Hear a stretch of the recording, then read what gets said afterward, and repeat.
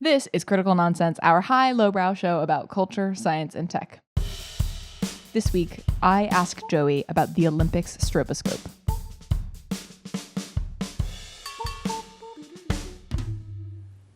Woo! Bum, bum, bum, bum, bum, bum, bum. Ba-na-bum, bum, bum, bum, bum, bum. This is what Joey sounds like. And this is what an executive producer and Philadelphian Jess Vander sounds like. Hi, this is Jess. Is that Philadelphian and enchilada? Oh, it could be. Is that the Philadelphia that you existed in? No, but I'm in for it. I'm here for it. I mean, I was just thinking like as like a very chill person. As a joke. Yeah. Just our house is clean. I think. I don't know if it's clean. Clean enough. It'll do for the guests. Yeah. You've been thinking of something that maybe does need some cleaning because it is spoilt. You want to talk about that? Yeah, I would love to talk about it. Spoilers. I don't know if they're going to be spoilers, but it's about spoilers and beyond. Spoilers and beyond. I'd like to talk to you about a couple of nonsensical constructs that I am inventing right now, such as Non-structs. Non-structs. What I am calling the inspiration for this question, which I'm calling the rottening, and the concept itself of the Olympics Stroboscope. But let us begin with the fact that the Olympics are currently on. Paris Olympics, summer 2024. Very exciting if you're into that type of thing. And like really intense table tennis players. Lots going on, and we, at the time of this recording, are about halfway through, and I have been into it. NBC has put on a show. They have made this one of the more, I'd say, entertaining Olympics in a long time, and Paris has stepped up to the challenge in a really interesting, unique way. But that is not really the thing I'm going to talk about. We could wax poetic about how successful you think this Olympics has been from sort of like an entertainment event standpoint. But I would love to talk about a phenomenon that I've personally experienced, where I, as with I think many people in the time zone that I'm in, the New York time zone. New York time zone? What is this called? Eastern Standard Time Zone? Eastern Time Yes. Zone. Thank you. That is so New York centric of me. It's like actually the time zone revolves around the place that I am, where with events happening 6 hours ahead, it'll be in the middle of the workday, and all of a sudden I'll get a notification on my phone being like, man, like I'm so happy for Katie Ledecky, and also I missed it. Like, that is so unfortunate. And then, no, another incredible performance by Simone Biles. She's become the GOAT, but I didn't even see it happen. But I know it's happened because, like, again, I'm getting a ping or someone sent me 3 champagne emojis, and I know what that means. And it's crazy to think that, you know, we've gotten so used to on-demand viewing, and there are so few occasions to this day that are truly appointment viewing moments, like the Super Bowl, where everyone stops what they're doing and everyone is tuning in to watch this game. The reality is the Olympics span too long of a time at too inconvenient of a time for a lot of people around the world. Sometimes some people are asleep, some people are working. So you can't all be doing that. But I think that this, and for maybe just a little bit more context before we get into it, but it's like this whole microcosm of the Olympics is actually not just in the context of spoilers, but like in the context of the state of entertainment is really interesting, because you get this really clear snapshot of time whenever there is an Olympic Games, and all of a sudden we turn our attention to a thing and we start evaluating it, but we haven't actually thought about it until ever since the last one. And then all of a sudden you're like, oh yeah, actually, what is this? Do I like this? And so there are so many different things to think about. So starting with my disgruntlement about spoilers, there actually seems like a really interesting thing to unpack here. So I am really curious to break down what can we learn about the state of entertainment when we look through the Olympics Stroboscope. The Olympics Stroboscope. It's here for your eyes, just kidding. It's off and now it's back on. I love that song so much. How did you know it's my favorite song? I really like this idea as like a sort of like barometer, or like a like a Waffle House index, like one of like exactly. the invented indexes of yes. sorts. Because I have personally felt like there's been a lot more engagement in the Olympics over this Summer Olympics as compared to the past few. Like the last time I remember this much engagement, and anecdotal certainly, was the 2008 Beijing Olympics. Same. And so for me, it sort of points to like a few places, not that they're the only places maybe, but the Olympics is I believe, well, so it's in Europe this year, so we should use metric. So I believe it is a metric fuck ton of content that is produced. And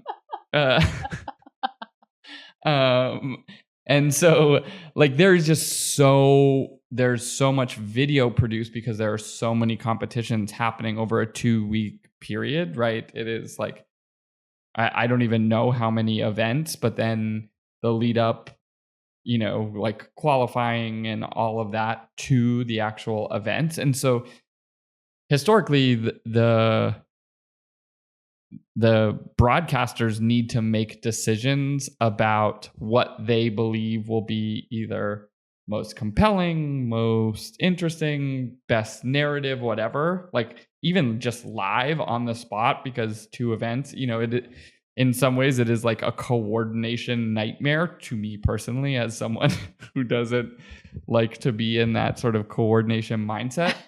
And so the like the place that we've gotten to in terms of like streaming adoption is quite like, it is, we've been streaming video for a long time, but like the number of platforms, the transition away from cable and broadcast, the fact that major broadcast networks have built up quite potent streaming platforms now, like those things have all converged together where it's like, cool, yes, you want to watch sport shooting for 4 hours today, you got it. Like you are like, and then the judo championships at the 182 weight range, you got like, you can sort of go into the depths, and it allows for like a long tail engagement within these sports. Like I can't remember like the 25-meter pistol shooting competition ever being something, but now for some reason people are like, yeah, they look cool as shit, Yeah, exactly. And or I'd never seen the canoeing event, which is like the craziest abdominal challenge. Could not believe my eyes. I was like, oh my goodness.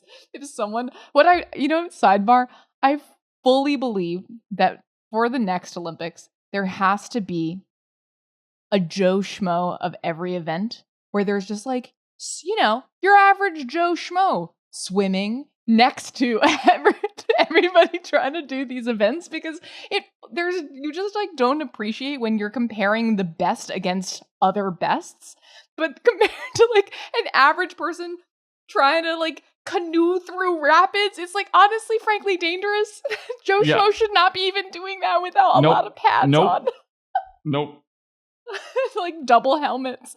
But yes, it's true. There is, the Olympics is actually really interesting as it provides sort of that wide diversity of content types, right? For all of your content needs. And different countries are invested in different sports and are better at different sports than others. Like, who is up for, the most competitive medals really makes a dramatic difference depending on what event you're looking at. And so it's pretty amazing to think of like mass content targeting being conducted in sort of the microcosm, petri dish, whatever you'd call it, of the Olympics. But that's true. It's the Olympics Stroboscope is not just about the snapshot. It's actually an Olympics petri dish of all these different like growths that people are interested in. One day we're talking about the pommel horse guy, and the next day we're talking about the crazy sci-fi glasses of the pistol shooter.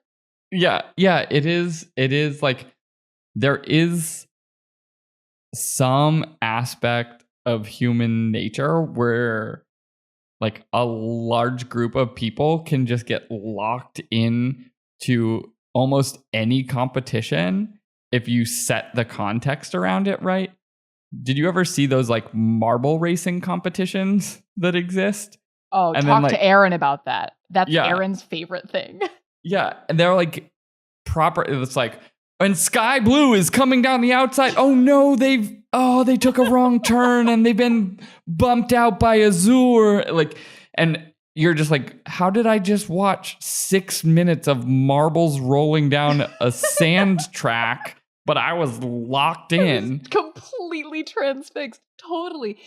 Too, it's like, it's so interesting too that of the types that like we're into competition shows. Like what variation has Netflix not created for us, right? Yeah. And we love watching, like, anything can be made into a competition. And if you love dating shows, what variant have they not created? That'll be the next thing. That'll be the next show to be released, right? Whatever they haven't thought of. Versus like award shows seeing a decline and not getting as much traction. It's like, oh, it makes a ton of sense that the Olympics would be, like I would be really interested to see the drop off of viewership of like, yay, the person won, and like who actually sticks around for that long break just to watch the medalists cry at the sound of their own national anthem.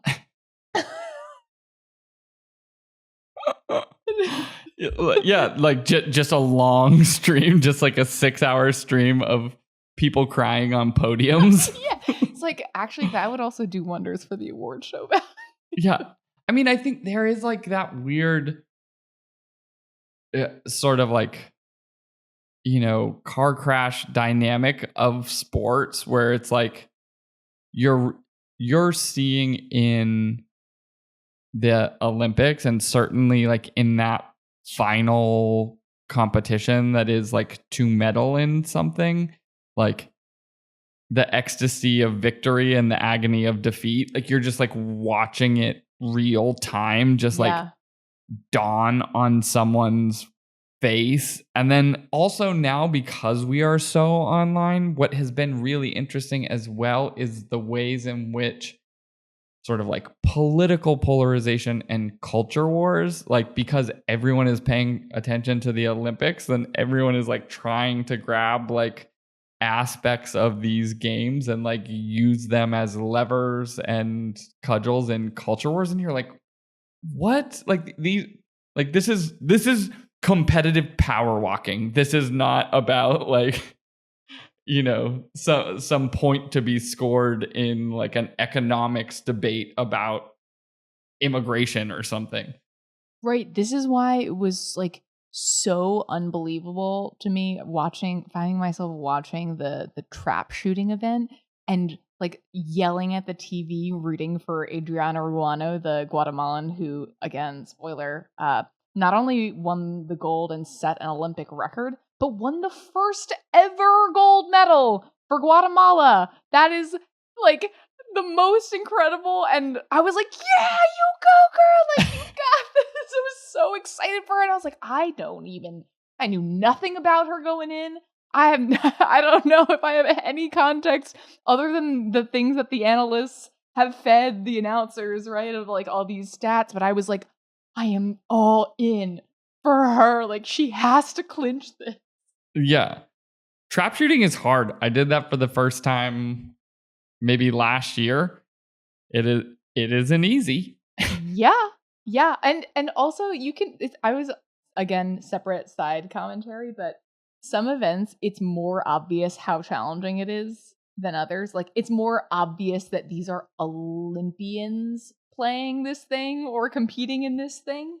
Hence why, again, Joe Schmo, big What do you mean? advocate. Like, just seeing someone like run really fast compared to like a shooting event or something?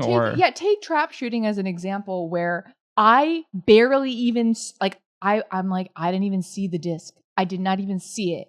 And they've already exploded it at some impossible distance away. Or like when you're looking at the archery and every single one is either like in the bullseye or just an inch shy of the bullseye. And then in that inch, you're like, actually, a little bit to the left. If you could just get it straight on the money, that would be really awesome. And like you find yourself being like, you could try harder to actually hit the target. When in truth, the average person I'm probably not even going to hit any part of the target at all. You know, one of the things that has been interesting about it to me is seeing the ways in which your sport of choice transforms your body because of the ways in which it demands that you use your body. Like, sure, gymnasts are clearly like freak athletes, like just incredibly like dexterous and explosive, fast twitch muscle, like all of these things. But it is like clearly upper body dominant and like lower body less so, compared to like the rugby players are all just like squared off and thick everywhere, and their necks and like even like heads are thick with muscle. And then, you know, like the swimmers are also like upper body dominant, but their legs are not triangular, like huge. Yeah. And you're just like, oh, this is like so, you know, the sprinter's legs are huge, but like doesn't require the same upper body. And I'm just like, it's such an like, it's almost like you're like, I picked this muscle because I'm good at this muscle, you know? Like, yeah, exactly. Yeah, there's also the piece of it, right, where it's like, what is your natural body type, and does that itself sort of set you up to be built for this? Like all of the poor tall people who get the horrible constant question, oh, do you play basketball? It's like, yeah. Okay, I get it, being tall is aligned with that. But to like this, to the stroboscope like point, I'm realizing like the way in which we're engaging it is sort of like what we need out of it right now. Right. And broadly speaking, like while there have been those like moments of people trying to like score weird political points, and like I don't even want to give them air. Yeah. Like it has been, I feel like, a pretty like broadly like uplifting and positive experience in the way that I've seen people engage with it, seen things online. Like it has just been like a moment of good feelings. And I don't feel like that has necessarily, maybe we didn't need it in the same way in the event, since like, you know, the 2008 Olympics was also where we like happened to pick that out as the last time people were really engaged with it, was also when there was like a global economic crisis and like a need to feel like positive about something. And so maybe it is like telling that we have been in this like economic window and we're looking for something to admire and feel good about and sort of like get to experience someone's joy of victory. Like maybe that is actually a big part of it. And to the rottening of it all, like, is it also a signal of our desire to have more points of shared experience with others? Like, I'm pissed that I missed the chance to be like, are you looking at this right now? And it's like, actually, I'm not looking at this right now, but I'm really glad that you're doing that without me.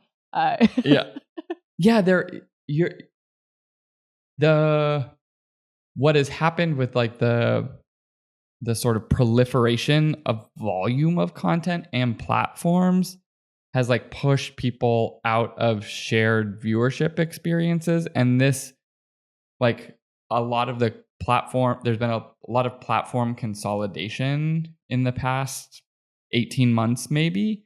And so there's fewer people have cable, and there are fewer like platforms to sort of focus on. And so it's maybe it is creating an opportunity to go into like shared mass media event and like trying, like maybe nature is healing in some way of like, let's share a thing like you're saying. Like that makes sense to me. Like, I don't know how to verify that, but like sort of logically it makes sense to me. Yeah. Wow. Did we do it? I think we did it. Have any other thoughts?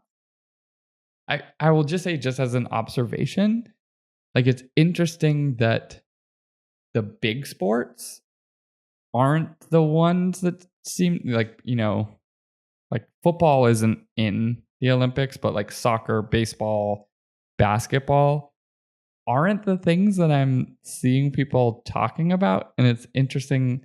I was hearing Derek Thompson of The Atlantic and Plain English podcast talk recently about, I think he called it like a sociological concept of like sport space. Like societies have enough room for like 3 or 4 sports and everything else gets pushed out. But it's interesting to see like those 3 or 4 sports the different societies focus on aren't the ones that are like, people are like, oh shit, trap shooting is cool. Or like, did you see the power walking competition? Like, Right. And it's also the novelty, like it's like we not only always, but like we can root for our WNBA team at home, but like we only get the Simone Biles show once in a while. So we've got to soak it in while it lasts. Let's watch them cook on the pommel horse. Nor to risk whatever that guy's name is, the electrical engineer, Rubik's Cuber, and pommel horse specialist. Steven Nadorashik. I'm probably butchering that. Yeah. Yeah, we all just want to kind of hear what to root for. Nadorashik. Yeah. Well, I think we did it. Great. Let's see. We revisit this idea in 4 years when the Summer Olympics return. Like, what is the shifted dynamic in the mediascape? Yeah, the next snapshot captured by the stroboscope. Where will we be? And will it carry over to the sort of slightly adjacent wave of the winter? Does it trans? I don't know if it counts. I don't know if it counts. No, no shade to the skiers and the skaters and the lugers and bobsledders. Actually, some of those are so incredibly sick, but to be continued at a future time. To be continued. Critical Nonsense is a Sylvain production. Brought to you by sports, but globally. As always, we'd like to thank our executive producer and first referee, Jess Vander. Well, you're welcome. We'd also like to thank sound engineer and our stroboscope word finder, Alex Contel. We'd like to thank programming coordinator and the judge, Les Jacobs. And thanks to our production crew and our... No, this doesn't work. I was like, our metric fucked on, but then I decided that it can't be used that way. Excuse my language. How about our thanks to our production crew and the gold medalists of our eyes, Sarah Gilbert and Nora Metzger. And as always, thanks, Elen. Thanks, Len. Special thanks to the judges. Do we thank them? I don't know. They don't get anything. Yeah, we don't. Like, what do we know about them? Do we know anything? We should know something about them. I would also like to thank whoever is responsible for training all of the athletes to like bring the medal up to their face so that you can get a photo that can be done really tight cropped to them. So because otherwise you have to do sort of like a wider shot. So every athlete, like you'll notice they'll grab the medal and they'll like put it right up here. And I just think that is really fascinating and funny. Also, thanks for considering the aspect ratio. Thanks for considering the aspect ratio. Exactly. Also, thanks for considering the extended sort of it's not really the blooper universe, but it's sort of like, how do you make the content live on? Like after Team USA against Spoiler won all arounds for gymnastics, but that early conversation of the team of like, which TikTok are you gonna do, and like, and post on yours, and like, which are we gonna do? And that all of that is just part of the whole. It's part of the joy. It's part of the sharing, the reliving. It's just the Olympic content ecosystem. Yeah. Oh, and I'd like to thank whatever the random present is. I believe it's a poster that all of the Olympians receive in addition to their medal, which honestly, I feel like the flowers were a lovely thing, but the present is so funny because now they have something in their hands and they don't know what to do with it. And I just think that is so funny. Thanks to whoever's idea was two things. The parade being on the river, cool idea. Super cool idea. Honestly, big fan. Like, parades should more often be on rivers. Yeah, I think so. And then 2, whoever was like, nope, metal band and opera with beheaded queen singing a chorus of opera, like whoever came up with that whole situation. Yeah. More pyrotechnics. Nope, not enough fire. More fire. More fire, and then, actually. Yeah. Actually, more beheaded queens. We have 30, but like I don't think. Let's do 50. 50 beheaded Marie Antoinettes, I think, standing in a window. No, more fire also, thank you. And then more yelling and metal. Like, I was like, this rocks. Like, I was like, this is so cool. And last but not least, thanks to the Phrygian cap, which is the name of the thing. If you've seen that, what I thought was like a little red shark mascot is actually the Olympian mascot. It's supposed to represent this old hat which is just like so unusual and silly that had like this like anthropomorphized like hat creature, and also missed opportunity for them to be actual hats that people can wear. I don't think I've seen that yet, or maybe there are, but it's like they could have made it all puffy and cool, and then the eyeballs. I mean, the French just have so many iconic caps. They're like, well, we have to go beret because like that's iconic, but then they're like, apparently for the Phrygian cap, Like, what if we went for the Phrygian cap? Because it also looks like it's got arms, and that will make for useful sort of creatures. Yeah. To hug also, the champions. Like flying, like Olympic torch or furnace or whatever that, like, great job, France. Oh, with the balloon? Yeah. You're just like the cauldron floating above the city, and you're like, honestly, is that a huge dangerous bomb you've just created, or is that just a really beautiful Should creation? we be concerned? Maybe. Are we Wait a minute. Awestruck and inspired? Definitely. Yes. Have you tried this before? Because if that explodes, it is not gonna be cool. Have you heard of the Hindenburg? I know it was German, but have you heard of V for Vendetta when all over explosions in the city? Yeah. Oh, man. Just curious. Just curious. Just curious. Well, we did it. That's good. Enjoy the rest. Team sports. Oh, can I just, there's like one more thing.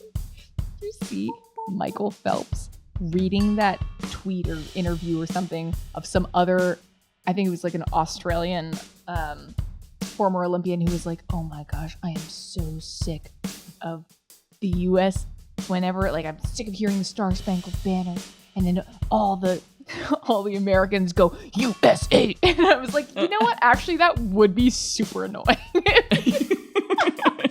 I I just acknowledge it. Like, that's pretty annoying and funny.